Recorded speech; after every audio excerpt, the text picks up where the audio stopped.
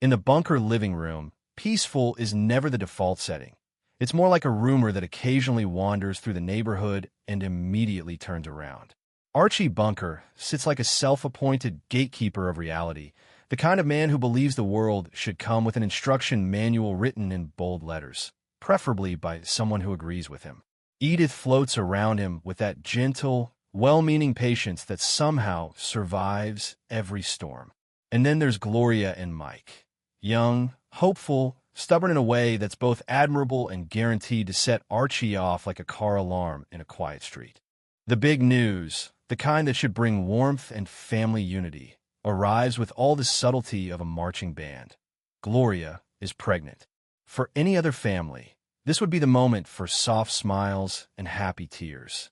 For the Bunkers, it becomes a full-scale debate about everything: biology, tradition, faith, manners, and the alarming modern idea that husbands might actually be present when babies are born. Archie doesn't just dislike the idea. He treats it like a scandalous new hobby the neighbors are doing in the front yard. He can't process it as support. He hears it as spectator sport. And in his mind, nothing about childbirth is meant to be witnessed by a husband, let alone described in a calm, reasonable tone. Gloria, however, isn't asking permission. She's announcing a plan. She wants a natural birth, and Mike wants to be there with her. Not in the waiting room pacing like an anxious cartoon character, actually in the delivery room. To Archie, this sounds like a man signing up to watch a thunderstorm from inside the lightning. He reacts the way he always does when life changes without his approval. First with disbelief, then with outrage, and finally with a confident declaration that everyone else is the crazy one. Mike tries to keep it civilized, because he's learned that arguing with Archie is like trying to teach a rooster to whisper. Edith tries to soften the edges, explaining that times change, that some fathers want to be present, that it's part of being supportive. Archie hears supportive and translates it into weak, because in his mental dictionary, anything that involves feelings is automatically suspicious. Still, Gloria doesn't back down. She and Mike talk about it like a team. They're not just preparing for a baby. They're preparing to become their own household, with their own decisions, something Archie finds deeply offensive, as if independence is a personal insult directed at him. And just as the childbirth debate is warming up like a kettle on the stove, Archie gets hit by another crisis, this one entirely inside his head, which is often the most dangerous place in the house.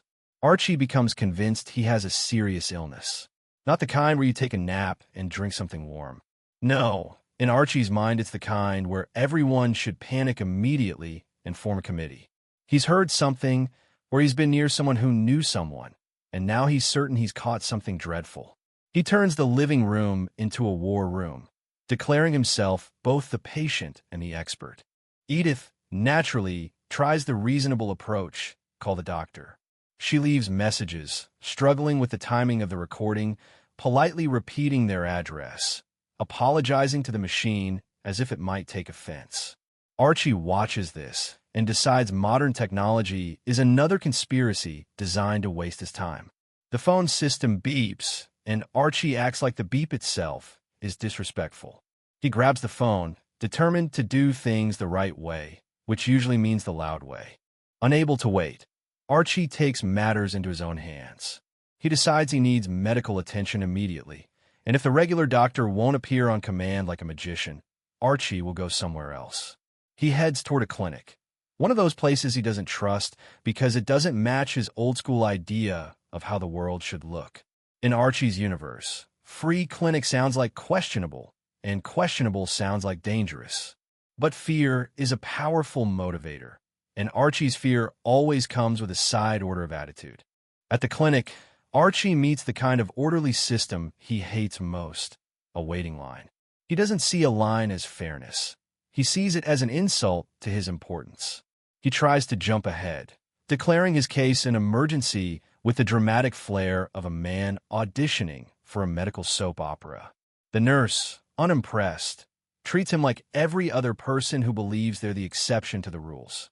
Archie protests. He complains. He argues. People around him don't react with shock. They react with the tired calm of folks who have seen this exact performance before. Then, of course, comes the twist that makes Archie's day even more complicated. The doctor. A real doctor. Calm. Professional. Not at all intimidated by Archie's volume. Archie tries to control the conversation, telling his story like a man building a case in court. He explains how it started, how he was near someone, how something happened, how he's sure it must be the worst possible outcome.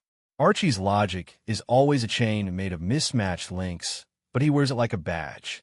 He believes that if he connects enough dramatic dots, the doctor must agree. The doctor examines him and responds with something Archie isn't prepared for: reality. Not the kind Archie enjoys. The doctor doesn't buy the panic. He doesn't feed the hysteria. He listens, explains, and does what professionals do: reduces chaos into facts. Archie, however, is emotionally invested in his diagnosis. Being told it's not likely doesn't comfort him. It frustrates him. If he isn't dying dramatically, then what has he been complaining for? Archie wants validation. He wants to be right.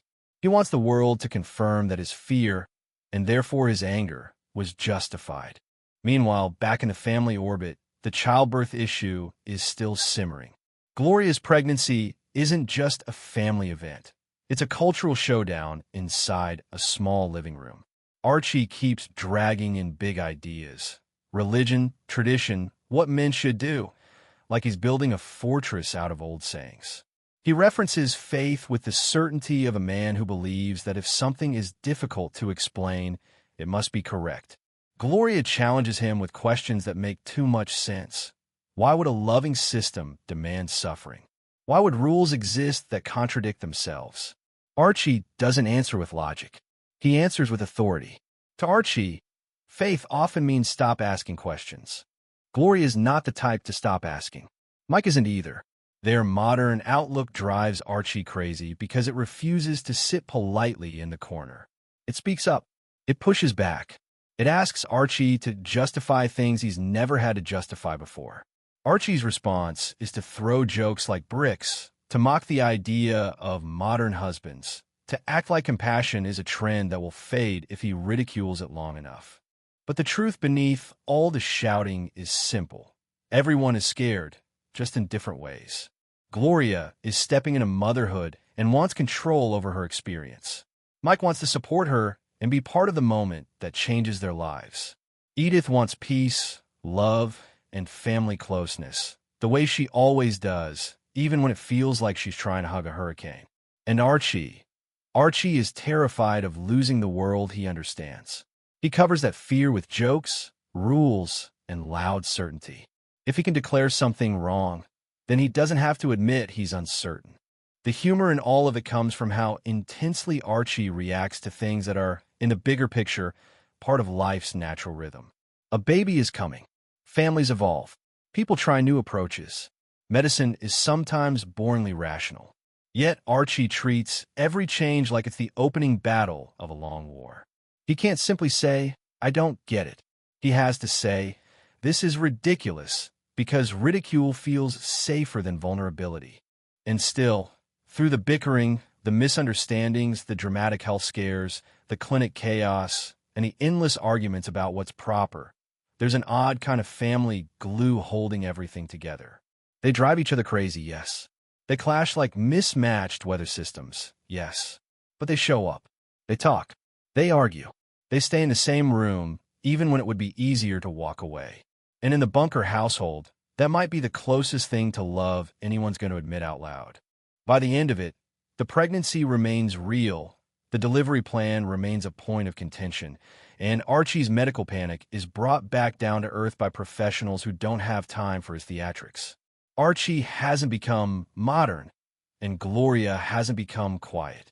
Mike hasn't stopped believing in partnership, and Edith hasn't stopped trying to make everyone feel okay. The family doesn't transform into a perfect picture. They remain exactly what they are: loud, complicated, stubborn, and strangely connected. Because in this house, progress doesn't arrive as a smooth, inspiring speech. It arrives as an argument. It arrives as a joke that lands a little too close to the truth. It arrives as a stubborn young couple insisting on doing things their way. And it arrives as Archie Bunker, grumbling, protesting, denying, still sitting at the center of it all, acting like he's the referee of the universe, while life keeps proving day after day that the universe does not take requests.